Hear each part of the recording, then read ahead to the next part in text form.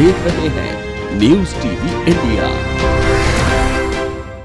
रेगिस्तान के जहाज ऊंट को राज्य पशु घोषित कर उसके संरक्षण को लेकर प्रयास करने के दावों की हकीकत जैसलमेर पोखरण मार्ग पर सड़कों पर आए दिन दम तोड़ रहे ऊंटों से बयां हो रही है। यहां आए दिन सड़क और रेल दुर्घटनाओं में ऊंटों की मौत हो रही है।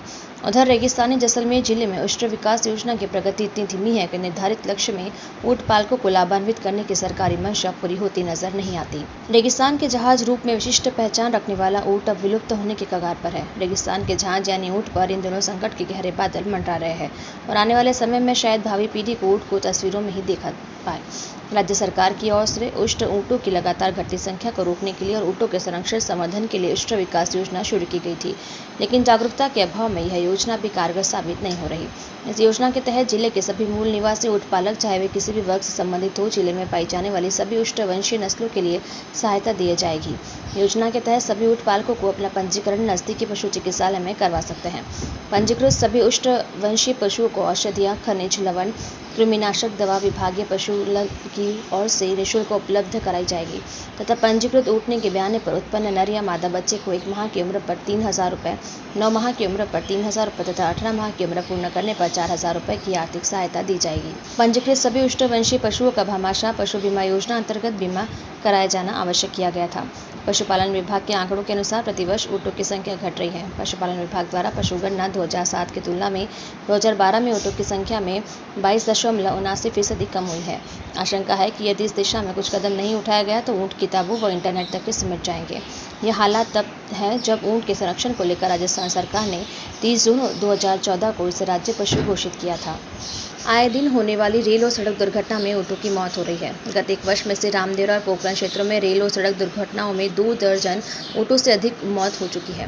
वर्ष 2012 में राज्य सरकार की ओर से की गई पशुगणना में जिले में करीब 49,000 ऊँट उड़निया थे, जो धीरे धीरे घटते जा रहे हैं। हाल ही में बारिश के अभाव में अकाल का दंश झेल रहे जैसलमेर जिले में ऊँट बेसहारा हो रहे हैं और संरक्षण के अभाव में काल का ग्रास भी बन रहे हैं। जैसलमेर जिले के धोलिया, खेतोलाई, उठानिया, मोडरडी, चांदनी, महेशों की ढाणी, चौक आदि आसपास क्षेत्र में ऊँट अभयारण्य क्षेत्र विकसित करने की दरकार है।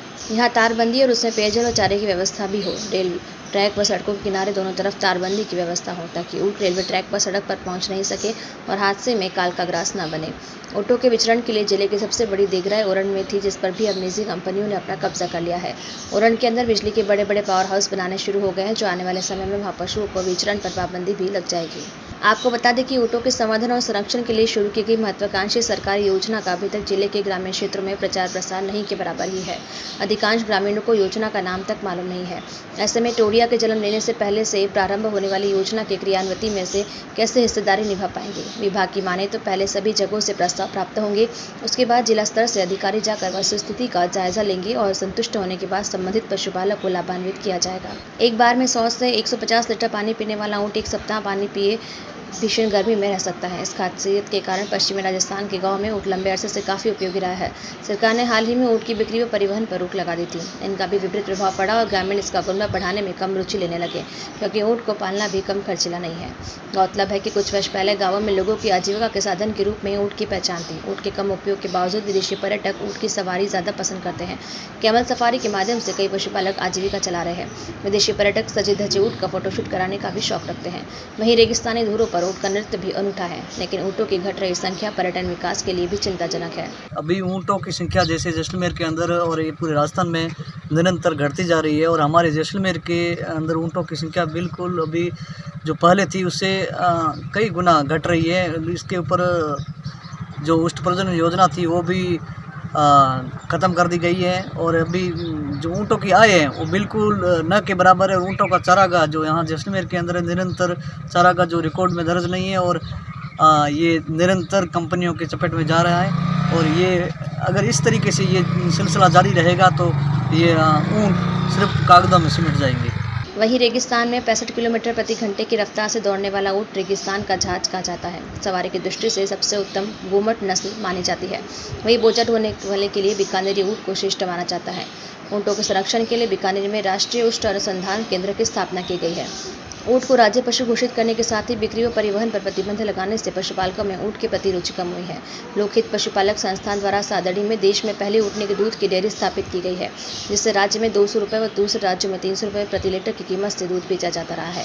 ऊँटनी का दूध मंदबुद्धि, कैंसर, लिवर, शुगर के साथ कई जटिल बीमारियों में औषधि के रूप में उपयोग में लिया जाता है।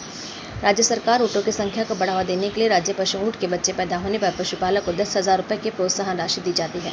उसके बाद भी प्रशासन द्वारा इनका प्रचार प्रसार नहीं होने के कारण पशुपालकों को इस संबंध में जानकारी नहीं होने के कारण क्षेत्र में ऊँटों की संख्या दिनों दिन कम होती जा रही है। यदि सरकार द्वारा ऊँट पालकों को समय पर इनका प्रचार प्रसार करते हैं तो निश्चित तौर पर ऊँट पालकों को सरकार द्वारा दी जा रही प्रोत्साहन राशि का लाभ मिल सकता है।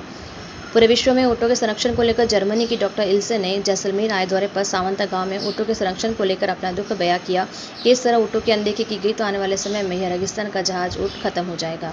मैं डॉक्टर इल्से हूँ और मैं करीब 30 सालों से यहाँ पे राजस्थान में काम करती ऊँटों के ऊपर, और मेरे को यहाँ रसला ओरन में आना मेरे को बहुत दुख आ गया। मैं देखती कि यहाँ पे पेड़ कट रहे, तो ऊँट क्या खाएगा अगर ये पेड़ नहीं खा सकते। ये इतने बड़ा, इतना अच्छा, इतना पुराना इकोसिस्टम है ये रसला ओरन, पूरा दुनिया में फेमस है और सब साथ में है।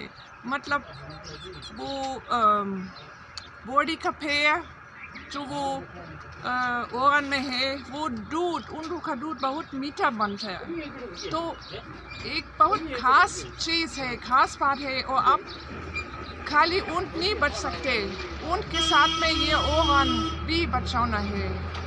It's very important. We have to take a holistic approach and save everything together.